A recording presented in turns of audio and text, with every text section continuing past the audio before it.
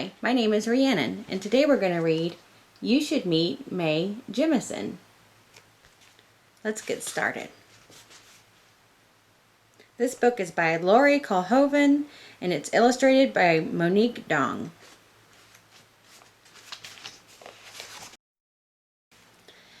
Have you ever looked up at the stars and wanted to fly? Have you dreamed of being an astronaut and blasting off into space?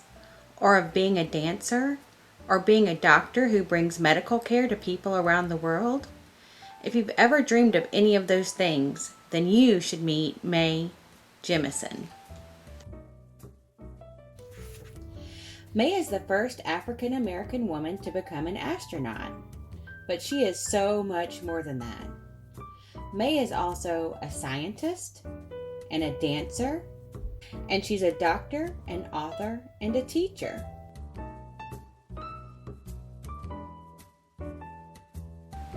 Today she's working to find ways for humans to travel beyond our solar system.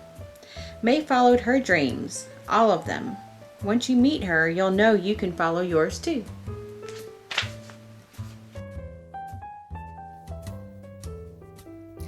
Chapter 1, Early Dreams. May was born in Decatur, Alabama on October 17, 1956. She has two older siblings, a sister and a brother. Her father was a carpenter and her mother taught elementary school. When May was 3 years old, her family moved from Alabama to Chicago, Illinois. She thinks of Chicago as her hometown.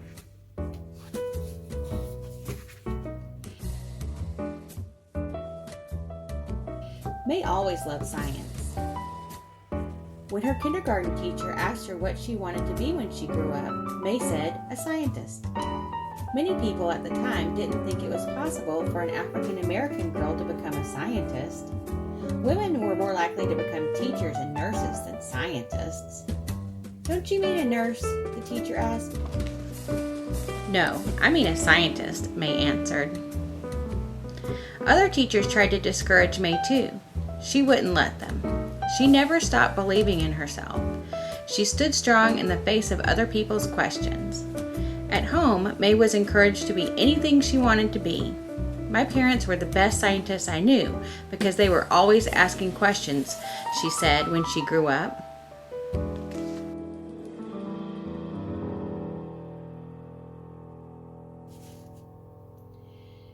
May considered herself a busybody and liked to get involved with her sisters and brothers' science projects. Once, she got a splinter in her thumb. Soon there was pus. Other kids might have been grossed out and just wanted it to go away, but not May. May wanted to know exactly what the pus was and where it came from, so she did a scientific study of pus to learn about how it fights infection to help our bodies heal. May's family talked about many things around the dinner table, including the Civil Rights Movement. The Civil Rights Movement was a mass popular movement to secure equal access and opportunities for the basic privileges and rights of U.S. citizenship for African Americans. There were sometimes riots, and at one time National Guard soldiers came to Chicago to keep the peace. May was scared, but she promised herself that she wouldn't let fear keep her from doing what she wanted in the world. The library has a place where May learned about science. She read all kinds of books, especially ones about the stars.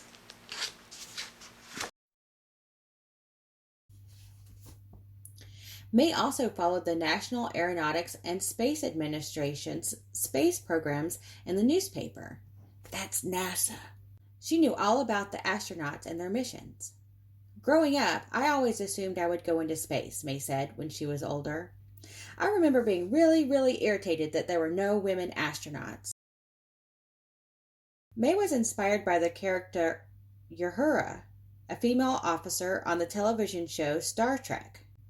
Uhura was played by the actress Nichelle Nichols. Eventually, May got to meet Nichelle.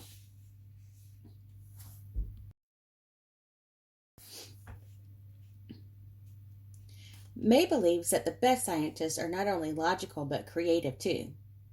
She took all kinds of dance lessons growing up, ballet, jazz, modern, African, and even Japanese dancing. She wanted to be a professional dancer. She also designed and made clothes for her dolls, acted in school plays, and took art classes. But science was always May's first love. She graduated high school at 16 and won a scholarship to Stanford University to study engineering.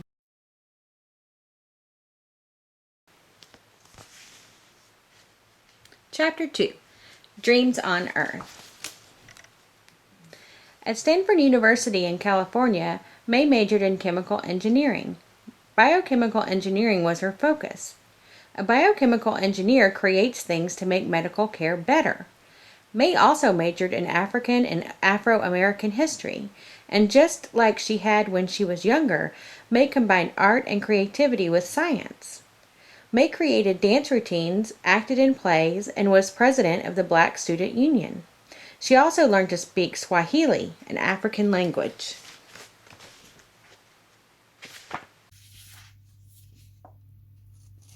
In college, May decided that she wanted to be a medical doctor. When she graduated from Stanford, she moved to New York City to go to Cornell University Medical College. May studied hard, but she also made time for fun. She took dance lessons and she went to the theater with friends. During her summer breaks, May traveled to Kenya and Cuba to learn about medical care in other countries, especially for poor people. She also worked in Thailand at a camp for refugees, people who had been driven away from their homes by war. At first, May didn't want to be the kind of doctor who sees patients. She wanted to be the kind of doctor who does research. But working in other countries made her interested in bringing medicine to people in poor areas around the world. After she became a doctor, May volunteered for the Peace Corps. The Peace Corps is made up of Americans who bring things such as medical care, clean water, and education to people in underdeveloped countries. As a doctor for the Peace Corps, May went to Sierra Leone and Liberia, 2 countries in West Africa.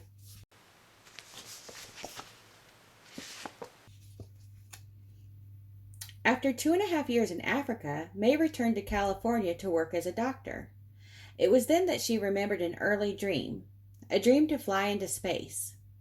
She learned that NASA was accepting applications for the astronaut program, so May applied. People who want to be astronauts must have college degrees in science, math, or engineering. They also need to have work experience in their fields and show NASA that they can be leaders too. May's application stood out. NASA asked her to travel to the Johnson Space Center in Houston, Texas for interviews and physical tests. May must have shown them how smart and strong she was, because in June 1987, NASA asked her to be an astronaut candidate.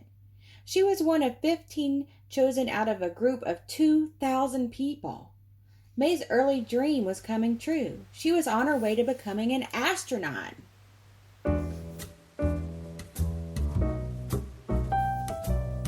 Chapter 3. Dreams about Space. May was chosen by NASA in 1987, but she wasn't an astronaut yet. She was an astronaut candidate. A candidate is someone who applies for a particular job. Astronaut candidates have to take classes and work hard to learn new things before they are given the title astronaut. One thing May had to learn before she could go into space was what it was like to be weightless. Astronauts call this microgravity. Gravity is the force that keeps humans and everything else from floating off Earth and into space. But in space, you feel only a tiny amount of gravity's pull.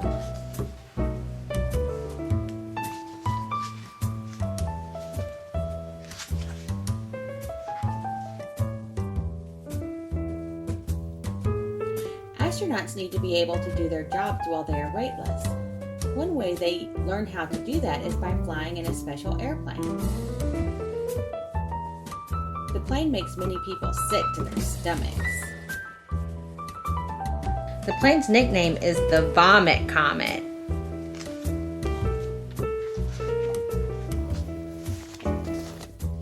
May also needed to learn how to survive in the wilderness and in the water. That was in case her spaceship landed in the wrong place when it came back to Earth. After a year of hard training, May was finally named an astronaut. Not all astronauts fly into space. Many work on Earth, helping the astronauts who are in space. At first, May worked as one of NASA's astronaut scientists on Earth, but what she really wanted was to blast off into space herself.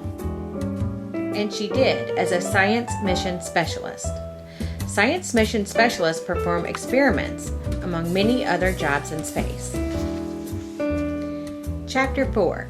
Space. On September 12, 1992, May became the first African American woman to travel into space. The first white American woman to fly into space, Sally Ride, had done so in June 1983.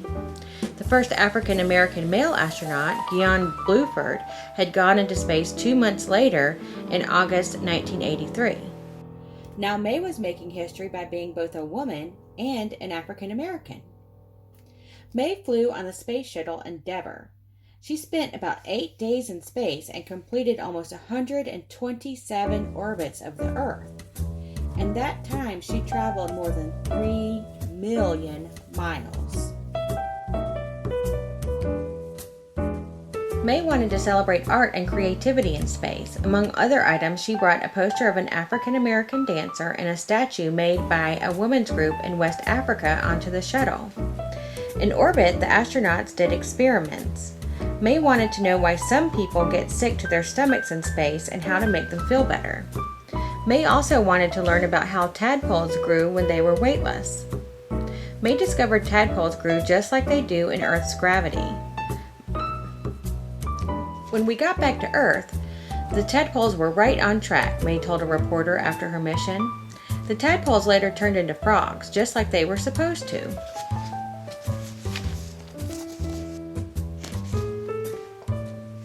May was never afraid in space. I was very excited and happy, she said. She remembered being a young girl who loved to stare up at the stars.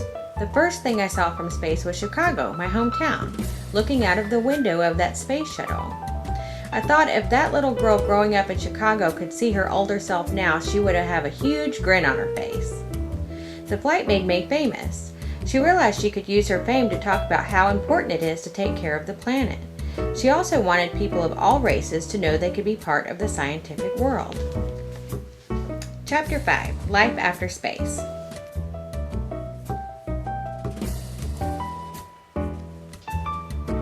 After flying into space, May decided to leave NASA and do other things. She became a college professor. She started a company that brings technology and better medical care to people in poor countries. She also became an actress when she appeared on the TV show Star Trek: The Next Generation. Star Trek was one of May's favorite TV shows when she was young.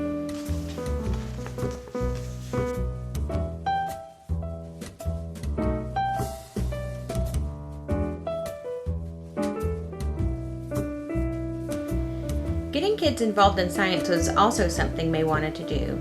She started a camp for students who wanted to become scientists. The camp, called The Earth We Share, welcomes young scientists from all over the world.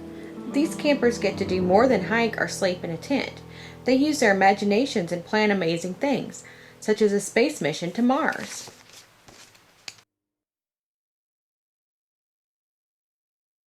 Most recently, May started the 100-Year Starship Project. The project's goal is to find a way to bring humans to another solar system within the next 100 years. A solar system is a group of planets that orbit around a star. When planets orbit around a star, the star is called a sun. Our solar system is very far away from any other solar system. Today it would take us 70,000 years to travel to another solar system.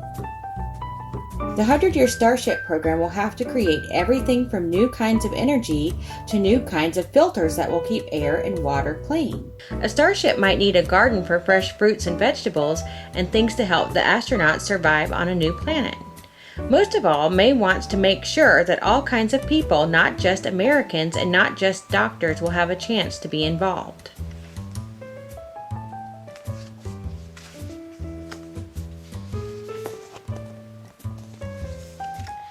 May always believed in following her dreams, and she never let people tell her she couldn't.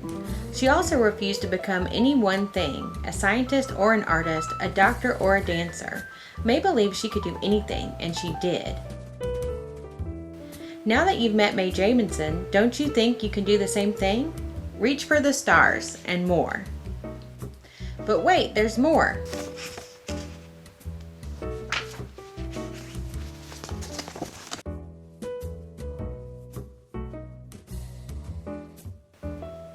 May to the rescue.